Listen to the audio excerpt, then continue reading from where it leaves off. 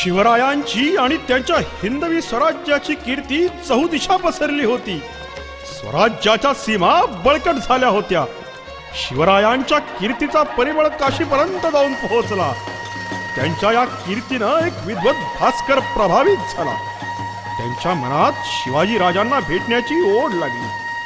हे विद्वत्ता भास्कर होते थोर पंडित, साक्षात वेदनारायण, श्री काशी क्षेत्रातील अग्रपूजेचे अधिकारी, वेदांत सूर्य, ज्ञान भास्कर, विश्वामित्र गोत्र उत्पन्न, भट्ट वंशज दीपक, श्रीमत विश्वेश्वर भट्ट बिन दिवाकर भट्ट उर्फ गागा भट्ट असा हा सकल विद्यांचा स्वामी शिवाजी महाराजांच्या भेटीसाठी स्वतःहून निघाला. ते नाशिकला येऊन पोहोचले. ही वार्ता महाराजांना समजली. काशीचा मोठा पंडित इतक्या दूर केवळ आपल्या भेटीसाठी रायगडावर येतोय हे ऐकून महाराजांनी गागा भट्टांना मानानं रायगडावर घेऊन येण्यासाठी मोठा लावाजमा नाशिकला पाठवला. गागा भट्ट रायगडावर आले. विद्वत्ता आणि शौर्याचा मिलाफ रायगडावर झाला. गागा भट्टांनी राजांचं अंतःकरण पूर्ण ओळखलं. त्यांच्या मनात आलं, या राजाला अभिषेक करावा, त्या सिंहासनी आरूढ करावं. आणि हा विचार त्यांनी राजांसमोर आणि राजमाता जिजाऊ साहेबांसमोर मांडला.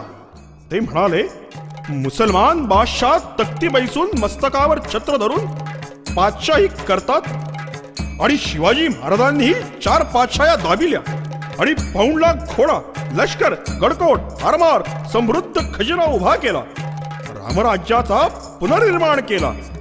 ऐसे असता त्यास तख्त नाही, छत्रचामरे नाही. हे काहीसे राजे, तुम्हाला राज्याभिषेक झालाच पाहिजे.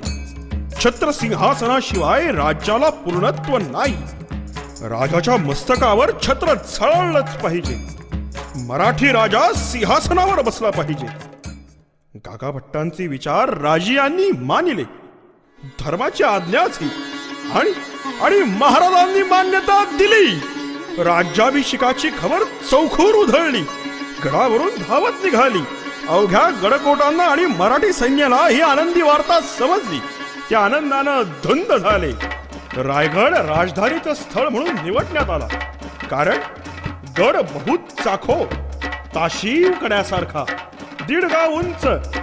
पावसाळ्यात कड्यावर गवत उगवायला जागा नाही. दशगुणी रायगड उंच. महाराज रायगडावर बहुत संतुष्ट झाले. ते हिरोजी इंदुलकरांना म्हणाले, हिरोजी, तख्तात जागा, हाच गड करावा. रायगड सजू लागला. 18 कारखाने, 12 महाल या साऱ्या वास्तू सुसज्ज झाल्या. राजसभा सजली. गडावर श्री जगदीश्वराचं मंदिर बांधण्यात आलं. गडावर कुशावर्त व गंगासागर असे 2 सुंदर तलाव होते. बाजारपेठ दुतर्फा सजली होती. या गडाचा दिवाखच वेगळा. चहू अंगाला हजार हात खोल सरळ दरी, ताशीवकडे. स्वराज्याशी फितुरी करणाऱ्यांसाठी, त्यांना शासन करण्यासाठी सज्ज असलेला ते टकमक टोक. थेट पूर्वेला भवानी टोक, पश्चिमेला हिरकणी टोक, त्याच्या शेजारी श्री गोंदे टोक. कैलासनाथाच्या कैलासासारखाच रायगड शोभत होता. महाद्वारावर भगवा झेंडा अविरत फडफडत होता. रायगड पाहुण्या रावळ्यांनी फुलून गेला. किती लोक, किती त्यांची वर्णनं. महाराजांच्या मुली देखील आपल्या पित्याचा हा सोहळा बघण्यासाठी आतुर झाल्या होत्या. महाराजांचा राज्याभिषेक म्हणजे महाराष्ट्र भूमीचा लग्न सोहळाच. तिच्या अंगाला स्वराज्याची सुवर्ण हळदच लागली होती. रायगडावर आता दिवाळी साजरी होत होती. समारंभासाठी अंबाऱ्या, अब्दागिऱ्या, पालख्या, मेणे, नाना परींचं धान्य, धार्मिक विधींसाठी लागणारं साहित्य, सोन्याचे मोरचिले, चौर्या, छत्र, सुवर्णांचे आणि चांदीचे कलश, सुवर्णदंड, शेले, शालू, हिऱ्या मोत्यांचे दागिने, सुगंधी पदार्थ, शुभलक्षणी हत्ती, शुभलक्षणी घोडे, गायी, त्यांचे सर्व वस्त्रालंकार, विपुल द्रव्य, सोन्याच्या राशी, नक्षत्रमाळा, आणखी कितीतरी. किती सांगू. 1000 प्रकारचं साहित्य, दर्भापासून सिंहासनापर्यंत, सुपारीपासून हत्तीपर्यंत आणि हळकुंडापासून होमकुंडापर्यंत या साऱ्यांनीच रायगड भरून गेला. अभिषेकाची तयारी सुरू असताना देखील महाराज मात्र स्वराज्याच्या आणि त्याच्या विस्ताराच्या योजनेत घडले होते. कारभाऱ्यांनी व्यवस्था चोख ठेवली होती. राजसभा सजत होती. सुवर्ण सिंहासन आकार घेत होते. रामजी प्रभू चित्रे यांनी सिंहासनाचं काम पाहिलं. अमोलिक रत्न सिंहासनावर जडवली होती. 32 मण सोन्याचं हे सिंहासन त्यावर कोरलेल्या शुभचिन्हांसहित झळत होतं. मुहूर्त निश्चित झाला. विद्वत पंडितांच्या साक्षीनं मुहूर्त ठरला. भाग्यशाली तिथीवर कुंकुवाचं गंध शिंपडले गेलं. तिथी होती श्री नृपशाली वाहन शके 1596 आनंदनाम संवत्सर ज्येष्ठ शुद्ध 13 शनिवार सूर्योदयापूर्वी 3 घटका उषक्काली राजश्री शिवाजीराजे सिंहासनाधीश्वर होणार. सर्व देवदेवतांना अक्षते गेली. महाराष्ट्राच्या भारतवर्षाच्या देवदेवतांनो या श्री मंगलमूर्ती मोरया सर्वांना धिया. खंडेराया कृष्णेश्वरा पंढरीराया या हातची 1000 कामे टाकून या.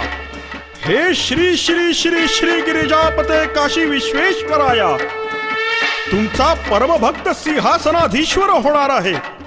त्याच्या मस्तकावर तुमच्या कृपेचा अखंड छत्र धरण्यासाठी या. हे श्री आदि माया आत्मरूपिणी सकल चराचर व्यापिनी तुळजा भवानी महालक्ष्मी महासरस्वती या. तुमच्या लेकीचा लेख आज सिंहासनाधीश्वर होणार. त्याचं कोण कौतुक करायला या. 64 योगिनींनो कुंकवाचे सडे टाकीत टाकीत या. शुभ शुकनांनो करणे वाजवीत या. सह्याद्रीच्या गडकोटांनो या. डफ तुणतुणी वाजवीत गरजत या.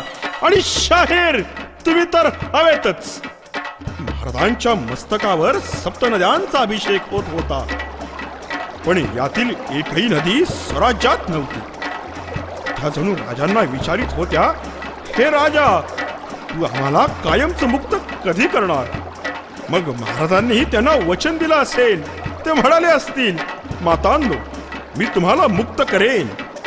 मला आयुष्य अपुरं पडलं तर माझा मुलगा आणि माझे वारसदार हे कार्य करतील. माझ्या राज्याचा हा जन्महेतूच आहे. रायगड आनंदून गेला होता. हा सार्वभौमत्वाचा दिवस होता. हा स्वातंत्र्याचा दिवस होता. नाही हो नाही याची तुलना कशाचीही करता येणार नाही. हा दिवस अमृताचा, हा दिवस सोन्याचा, हा दिवस हिऱ्याचा, हा दिवस मोत्यांचा. स्वातंत्र्याचं मोल सांगून कळत नाही. कल्पवृक्षाच्या फांदीला तराजू बांधा आणि त्याच्या एका पारड्यात स्वातंत्र्य आणि दुसऱ्या पारड्यात भौतिक सुख टाकली तर स्वातंत्र्याचं पारडं जड होईल आणि भौतिक सुख आसवंतात उधळली जातील. शिवराज्याभिषेकापुढे स्वर्ग सुखाचं मोल ते काय. महाराज जगदीश्वराच्या दर्शनासाठी निघाले. शुभलक्षणे हत्ती राजद्वारासमोर झुलत होते. स्वतः महाराज एका शुभलक्षणे हत्तीवर बसलेले होते आणि हत्तीचं सारथ्य करीत होते ते हिरोजीराव इंदलकर. त्यांनी हातामध्ये अंकुश धरला नव्हता. याचा अर्थ असा होता की या राजाचं सार्वभौमत्व या अखंड पृथ्वीवर विराजत आहे. महाराजांनी जगदीश्वराचं दर्शन घेतलं. अहो एक शिव दुसऱ्या शिवाचं दर्शन घेत होता जणू. महाराज पुन्हा राजसभेकडे निघाले.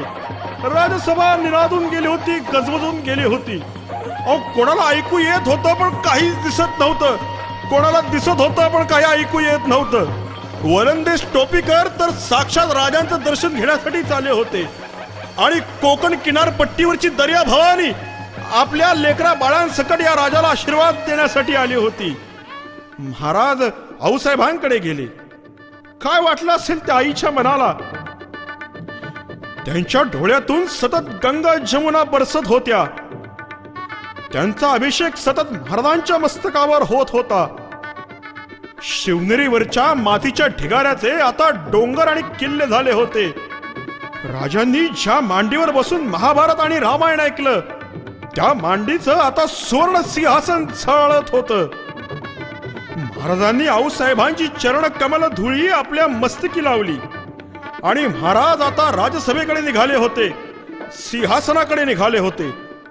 तुताऱ्या हसत होत्या, खळखळत होत्या. नौबती चढत होत्या. नगाऱ्या आनंदाने आपली छाती बळावून घेत होते.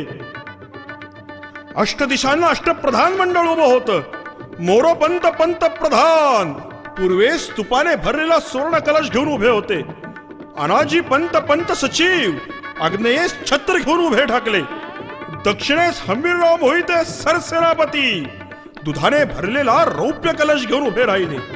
निराजी पंत न्यायाधीश हे मोर्चेले घेऊन उभे राहिले. उजव्या बाजूस पत्रलेखक बाळाजी आवजी, डाव्या बाजूस गडलेखक शिवराजी आवजी आणि पंडितरावांच्या जवळ सप्तगंगा, महातीर्थ, समुद्रजल यांचे कुंभ होते. असं म्हणतात सारा दरबार भरून गेला होता. महाराज सिंहासनासमोर आले आणि गागाभट्ट महाराजांना म्हणाले, महाराज सिंहासनावर बसण्यापूर्वी शपथ ग्रहण करा.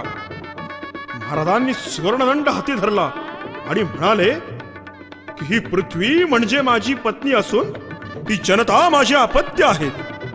मी तिचे आपुलकीने पालन पोषण करील आणि जर मी माझ्या कर्तव्यात चुकलो तर माझा राजपुरोहित माझ्या मस्तकावर राजदंडाचा प्रहार करील आणि मी सिंहासन त्यागून दूर निघून जाईल. महाराजांनी सिंहासनाला त्रिवार मुजरा केला आणि महाराज सिंहासनाच्या पायऱ्या चढू लागले. सिंहासनाच्या पायऱ्या चढताना त्यांच्या मनात आलं की ही पहिली पायरी म्हणजे माझे बाजी पासलकर आहे, ही दुसरी पायरी म्हणजे माझे बाजी प्रभू देशपांडे, ही तिसरी पायरी म्हणजे मुरारबाजी आहे, ही चौथी पायरी म्हणजे माझा तान्हाजी आहे, ही पाचवी पायरी म्हणजे माझे प्रतापराव गुजर आहेत. आणि महाराज सिंहासनाला वंदन करून सिंहासनाला पाय न लावता वीरासनात सिंहासनारूढ झाले. गागाभट्टांनी महाराजांच्या मस्तकी छत्र धरलं. सारी सभा निनादू लागली. प्रौढ प्रताप पुरंदर क्षत्रिय कुलावतंस सम्राट चक्रवर्ती सिंहासनाधीश्वर महाराजाधिराज श्री श्री श्री श्री शिव छत्रपती शिवाजी महाराज राजा शिव छत्रपती की